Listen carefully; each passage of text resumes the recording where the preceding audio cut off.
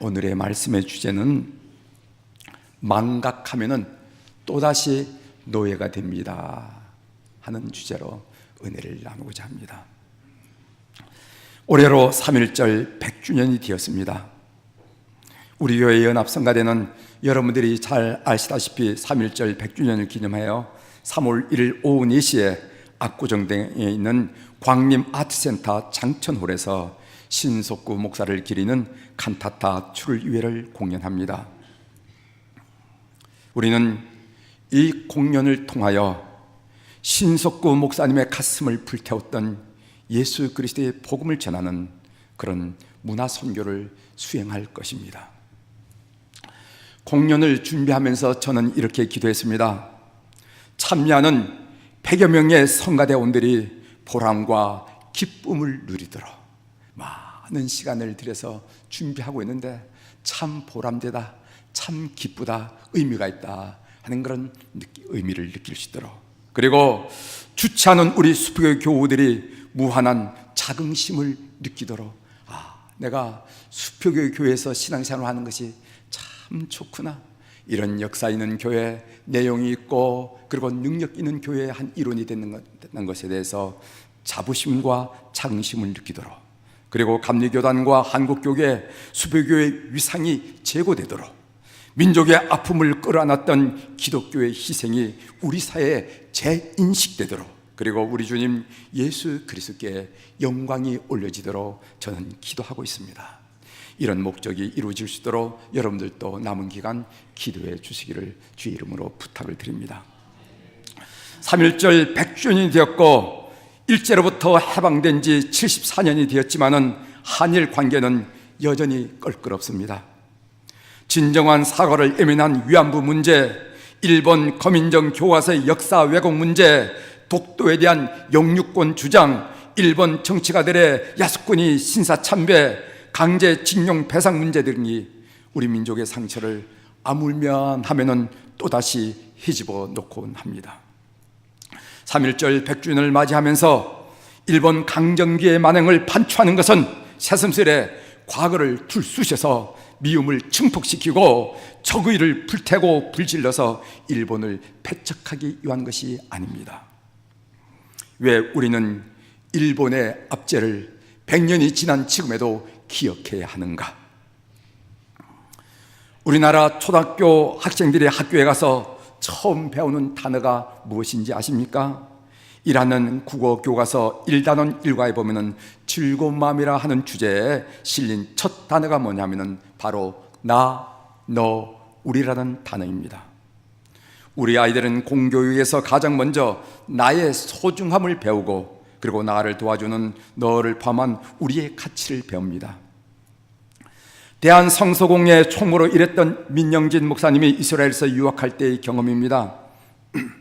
이스라엘은 초등학교 2학년이 되어서야 교과서를 배부하고 그때부터 히브리어 책을 읽기 시작한다는 것입니다. 우리는 학교 전에 가기 전에, 취학 전에 이미 국어 띄고 가죠. 그런데 걔들은 1학년 때는 책을 안 준다는 겁니다. 재밌게 놀고 친구들과 놀고 모래장난하고 물장난하면서 이렇게 1학년 때 그렇게 놀린다는 거예요. 그리고 2학년 때부터 책을 주는데, 큰아들이 국어 교과서를 받아왔는데 그 첫 과목의 내용을 보고 깜짝 놀랐다는 겁니다. 그 내용이 뭐냐면은 우리는 옛날에 바로의 노예였었다 하는 내용입니다. 그 첫 과에 나온 내용이 뭐냐면은 우리는 옛날에 바로의 노예였었다. 오늘 우리가 읽은 신명기 6장 21절의 내용이죠. 너는 내 아들에게 이르기를 우리가 옛적에 애굽에서 바로의 종이 되었더니 여호와께서 권능의 손으로 우리를 애굽에서 인도하여 내셨나니. 공동 번역으로 이 부분을 다시 읽어봅니다. 너희는 너희 자손에게 이렇게 일러 주어라. 우리는 이집트에서 파라오의 종노릇을 한 일이 있었다라고. 너무나 뜻밖이었습니다. 이스라엘에서는 아이들을 이렇게 가르치는구나 라는 생각에 순간 머리를 둔기로 맞은 듯이 아찔했다고 고백하고 있어요. 하고 많은 역사적 경험 중에서 어쩌면 이런 수치스러운 역사부터 가르친 말인가? 중동을 제패했던 다윗 왕의 찬란한 역사, 부왕했던 솔로몬 왕의 역사를 제쳐놓고 애굽의 전제 군주 바로에게 강제 노역을 당했던 그 수치스러운 역사를 아이들에게 먼저 서둘러 가르친단 말인가?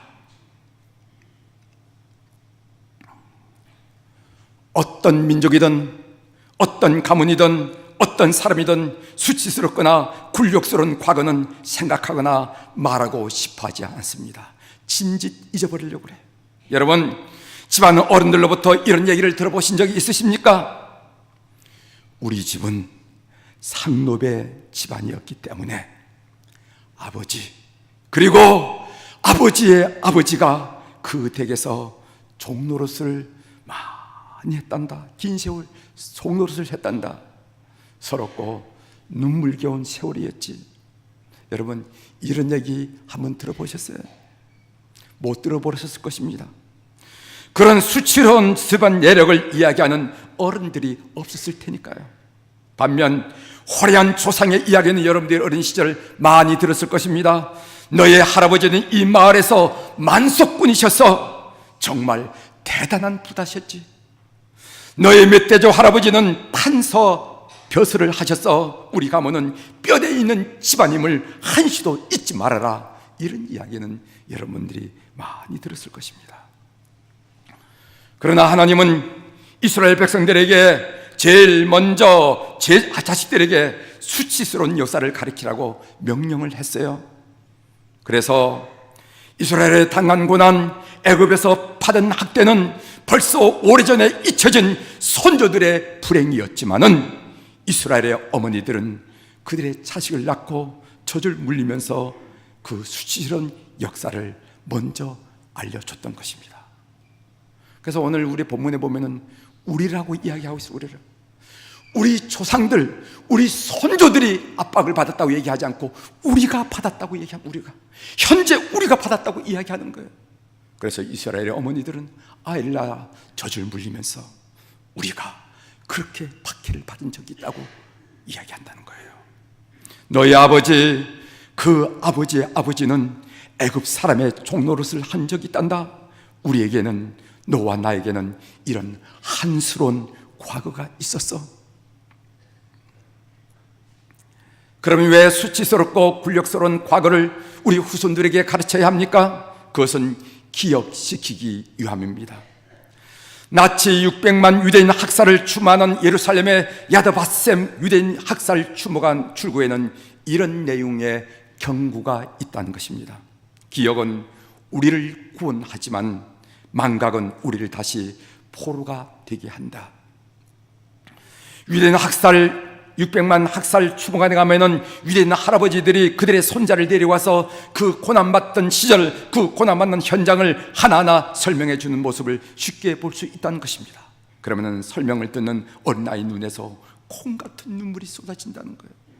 기억은 우리를 해방시키고 구원시키지만은 망각은 우리를 나도 모르고 너도 모르는 사이에 다시 한번 종으로 노예로 만난 사실을 우리가 기억할 필요가 있어요. 일본 강점기에 우리 감리교회들은 나라와 민족을 위해서 어떤 활동을 했습니까? 나라의 통치자들은 중심을 잃어버리고 백성은 희망을 상실했던 그 시절, 감리교회는 민중의 피난처여 민족운동의 요람이었습니다. 감리교인인 서재필, 이상재, 이승만 등은 독립협회를 결성해서 독립문을 건설하였고 독립신문을 발행하면서 백성들의 독립의식을 고취했습니다. 상동감리교회 전덕기 목사님은 을사보호조약 반대 상소운동을 전개했고 해그 밀사 파견 사건을 주도했을 뿐만 아니라 신민회를 조직해서 일제에 맞서 투쟁했는데 그 중에 하나가 백오인 사건이에요. 3.1운동 독립서에 서명한 민족대표 33명 중에서 9명이 감리교회 목회자였으며 전국의 감리교회와 감리교 개통학교 그리고 5만여 명의 감리교인과 400여 명의 목회자들은 독립운동을 이끄는 핵심 세력이었습니다. 천주교는 침묵했고 유교도 뒷짐을 지고 있었지만 감리교가 있는 곳이면 어디나 예외 없이 항일운동이, 저항운동이 일어났습니다. 3.1운동 때 전국에서 불에 탄 교회가 3군데가 있는데 제합리교회, 수천리교회, 회수리교회인데 다 감리교회였어요. 3.1운동이 일어난 지 8개월 후에 열린 미 감리회 연회에 보고된 바에 따르면 독립운동으로 투옥된 감리교 목회자 총수가 102명에 이르는데 이는 전체 감리교 목회자 327명의 31.2%에 달하는 수치입니다. 3명 중에 1명이 다 감옥에 가 있어요. 감리교 예학당의 교사와 학생 피검자만 30명이라는 건 여러분 아시죠? 그 중에 한 분이 유관순 열사가 아닙니까? 대한민국 건국훈장은 총 5등급으로 분류됩니다. 1등급은 대한민국장, 2등급은 대통령장, 3등급은 독립장, 4등급은 애국장, 5등급은 애족장, 그리고 건국포장과 대통령표장입니다. 1등급인 대한민국장에 추수하는 총 30명인데 그 중에 10명이 감리교인이에요. 그분들의 면면을 살펴보면 이렇습니다. 김구 진남포 감리교회 청년회장 상해 임시정부 수반, 민영환 상동 감리교회 청년 우국지사 자결, 이승만 정동 감리교회 장로 대한민국 초대 대통령, 이승문 상동 감리교회 교인 3.1운동 민족대표, 신익희 감리교회 우덕순 장로와 함께 활동 상해 임시정부 요인, 이준 상동 감리교회 청년회장 헤이그 밀사 사건 밀사로 파견 순국, 이시영 상동 감리교회 교인 상해 임시정부 요인, 안창호 상동 감리교회 출소 상해 임시정부, 감리교회 손정도 목사가 중국 경찰의 손에서 구출, 후에 손정도 목사의 교인 무장투쟁. 여러분, 이 손정도 목사는 우리 교회 손창원 권사님의 조부가 되신 분이십니다. 서재필 정동감리교회 교인, 배작당 교사, 독립협회 지도자, 일제와 맞서 싸우면서 주님의 말씀을 몸으로 실천하였던 감리교회와 감리교회들은 과연 이 민족의 등불이었고 희망이었습니다. 독립선언서 민족대표 33인 중에 한 분이신 신석구 목사님은 1918년 9월 수표교교회 담임 목사로 부임하셨습니다. 1919년 2월 10일에 종교교회 담임 목사인 오화영 목사님으로부터 독립선언에 참여할 것을 권유받았습니다. 그는 즉답을 하지 않았습니다. 그가 즉답을 하지 않은 이유가 있었습니다. 그것은 목사가 정치운동에 참여하는 것이 과연 옳은가 하는 문제, 그리고 기독교인이 신조가 다른 천도교인과 불교인과 연합하여 일하는 것이 옳은가 하는 이런 신학적인 문제를 가지고 그는 새해마다 이 질문을 하나님께 드리면서 응답을 구했습니다. 마침내 2월 17일 날 새벽에 하나님으로부터 음성을 들었습니다. 하나님의 음성은 이렇습니다. 수천 년 내려오던 강토를 내 대에 와서 뺏긴 것도 큰 죄인데 이제 찾을 기회가 왔는데도 이 일에 참여하지 않는다면 더 큰 죄가 아닌가 하는 그런 음성이었습니다. 그래서 그는 민족대표 33 중에 가장 나중에 서명을 하게 되었던 것입니다. 신석구 목사의 3.1운동 참여는 정치적인 판단이 아니라 신앙적인 결단이었습니다. 참으로 놀라운 것은 어떻게 한 인격 간에 신앙이란 요소와 조국 독립이라는 요소와 타종교와의 협력이라 하는 이런 타협하기 어려운 요소가 신석구라는 한 인격 간에 녹아서 조화 통일을 이루어서 신앙 고백될 수 있을까? 놀라운 일이에요. 우리는 이런 일이 있으면 부대껴서 포기를 하잖아요. 그런데 그분은 그 일을 내 속에서 조화시키고 통일시켜서 자신의 신앙 고백으로 고백되었다는 겁니다. 독립운동 참여에 대한 회적인 시각이 있었습니다. 그때 신석구 목사는 이렇게 대답했습니다. 내가 독립운동에 참여한 것은 독립의 열매를 맺보르는 것이 아니라 독립의 씨앗을 심으려는 것이다. 모두가 나를 잊을지라도 내 자식 삼남매가 내 아버지는 독립을 위해 죽었다는 사실을 기억해 준다면 나는 만족한다. 목사님, 선생님, 지금 독립운동 해봐야 열매가 없어요. 독립 안 됩니다. 그럴 때 좋다. 나는 독립의 열매를 기대하는 것이 아니라 독립의 씨앗을 심으려고 하는 것이다. 사람들이 다 나를 잊을지라도 내 아들, 딸, 그때 17살, 15살, 13살짜리 아이들이 그 아들, 딸이 나를 기억해 준다면, 우리 아버지는 독립을 위해서 죽었던 사람이라고 이렇게 기억해 준다면 그것으로 만족한다. 그렇게 이야기했어요. 신석구 목사님은 검거되어서 경성 복심법원에서 2년 징역형을 받았습니다. 그가 독립운동의 한 역할에 비해서 중형을 받은 것은 그의 추리 독립 정신 때문이었습니다. 일본 검사가 물었습니다. 장래에도 독립운동을 할 것인가? 그렇다. 나는 한일 합방에도 반대하였으니 독립이 될 때까지 독립운동을 할 것이다. 추록한다 할지라도 기회가 주어진다면 언제라도 주저함없이 독립운동을 하겠다는 추리 독립을 검사 앞에서 법정에서 선언했던 것입니다. 추록 후 신석구 목사님은 신사참배 거부, 일장기 개양 거부, 태평양 정승 기원 예배 거부로 투옥과 추록을 반복하였습니다. 신석구 목사는 1950년 10월 10일 6.25 정전 이후 북한 공산 주재들에서 총살형을 당하여 순교를 했습니다. 1961년 공로 훈장이 취소되었고 1966년에 국립현충원 애국지사 묘역에 유해 없이 안장되었습니다. 통일이 되어서 평양 교화소 부근에서 우리가 그의 유고를 찾게 된다면 우리는 그분을 국립현충원에 모셔야 할 책무를 우리가 지고 있습니다. 3.1 독립운동 후 지나온 날들을 되돌아볼 때 우리는 후손들로부터 찬사를 만한 여러 가지 일들을 이뤘습니다. 우리 후손들이 그래도 우리 선배들이 선조들이 일은 잘했다 그렇게 찬사받아. 제가 네 가지를 여러분들에게 설명을 드리겠습니다. 하나는 자유민주주의를 기초로 한 국가를 건설했다는 것입니다. 초대 이승만 대통령의 공과에 대하여 아직까지 왈가불과하지만은 그분이 대한민국을 자유민주주의 이념을 기초로 한 건국했다는 사실은 누구도 부정할 수 없는 공로입니다. 만일 공산주의 이념을 기반으로 건국했다면 우리는 지금 북한 꼴 나지 않았겠습니까? 교회는 없어질 것이고 가난은 우리 민족의 숙명처럼 후대에게 이어졌을 것입니다. 두 번째로는 6.25 전쟁 시 공산화를 막았다는 것입니다. 부산 교도보 경산남북도의 3분의 1만 자투리 땅이 남았었는데 부산 교도보를 사수하기 위하여서 분전한 약 50일간을 뒤돌아보면 풍전등화 같은 나라가 다시 살아낸 것은 오로지 하나님의 은혜라고 고백하지 않을 수가 없습니다.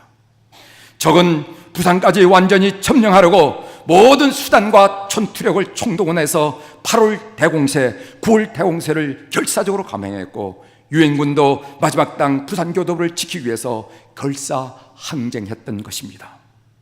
6.25 전쟁 시 한반도가 공산화되었다면 동유럽과 같이 피비린 나는 숙청이 있었을 것이고 경제적 후진국으로 전락되고 말았을 것입니다. 지금 이 땅에서는 노동자들이 노동자의 권익을 위해서 노동조합을 조직하고 노조를 조직하고 파업도 합니다. 그러나 공산주의 국가에서는 새롭게 형성된 지배계층의 강권 통치로 말미암아 집단 행동 자체가 불허됐던 사실을 아십니까? 여러분 이북에서 데모 일어났다는 사실 아십니까? 역사적 아이러니가 아니고 무엇입니까? 공산화를 막는 것은 정말 잘한 일입니다. 아래 씨들은 북한 김일성 종합대학을 졸업하고 중앙신문사 기자로 그 후에 북한 공산당 중앙당 전속 작가로 활동하였던 북한 시인이 북한의 기근 상황을 고방한 내용입니다. 시 두 편을 여러분들에게 읽어드리겠어요. 첫 번째 시는 세상에서 제일 맛있는 건 석 달 전 내 동생은 세상에서 제일로 맛있는 건 하얀 쌀밥이라고 했다. 2달 전에 내 동생은 세상에서 제일로 맛있는 건 불에 구운 메뚜기라고 했다. 1달 전에 내 동생은 세상에서 제일로 맛있는 건 어젯밤 먹었던 꿈이라고 했다. 내 동생이 살아있다면 세상에서 제일로 맛있는 건 이달에는 무엇이라고 했을까? 점점점 이렇게. 동생은 맛있는 것 찾다가 그것 하나 못 먹고 굶어 죽었다는 그 상황을 은유적으로 표현한 것이죠. 또 다른 시가 있습니다. 밥이라면 시퍼런 풀죽으로만 알던 아이 생일날 하얀 쌀밥을 주었더니 싫다고 발버둥 치네. 밥 달라고 울음 터지네. 하얀 쌀밥을 밥이 아니라고 하는 아이, 먹어본 적이 없었으니까 쌀밥을 알 리가 있겠어요? 아무리 유토피아라고 지상낙원이라 할지라도 이것은 북한의 참상입니다. 세 번째로 산업화를 이룬 것입니다. 60년대 이후 경제개발 5개년 교육으로 대한민국이 산업화를 이뤄냈다는 것은 누가 뭐라 하더라도 박정희 대통령의 탁월한 공적입니다. 우리 민족이 반만년 역사에서 오늘날처럼 세계민을 향하여 내놓으라고 고개를 빳빳이 들고 산 적이 어디 있겠어요? 오늘날 우리 해외 나가면 우리 한국인들을 고개를 빳빳이 들고 살아가고, 여러분 통일 설날 때 그런 적이 있었습니까? 고려 때 그런 적이 있었습니까? 아니면 조선 왕조 때 그런 적이 있었습니까? 없었어요. 70년대까지 보릿고개라는 춘궁기가 있었습니다. 세계에는 코리아 하면은 추운 겨울철 무명조구리에 배꼽을 쑥 내놓고 피난 보따리를 이고 기차 꼬리보다 더 긴 행렬을 이어가는 그런 가난하고 대책이 없는 나라로 인식하였어요. 80년대 초반만 해도 그랬어요. 88년 올림픽 이후에 알았어요. 그 전까지 코리아, 그 아프리카에 있는 나라는, 그때까지 세계 교과서에 있는 우리 한국에 대한 그림은 뭐냐면은 피난민들이 보따리를 이고 배꼽을 쑥 내놓고 추워서 손을 무명조리를 입고 그런 세상에 가장 못산 나라로 인식됐다는 거지. 새마을운동, 경제개발 5개년 교육 등으로 산업화를 이룬 것은 우리 민족의 우수성을 만방에 입증한 것입니다. 네 번째로는 민주화를 이룬 것입니다. 대한민국은 대통령도 법을 어기면 감옥에 가는 그런 나라가 되었습니다.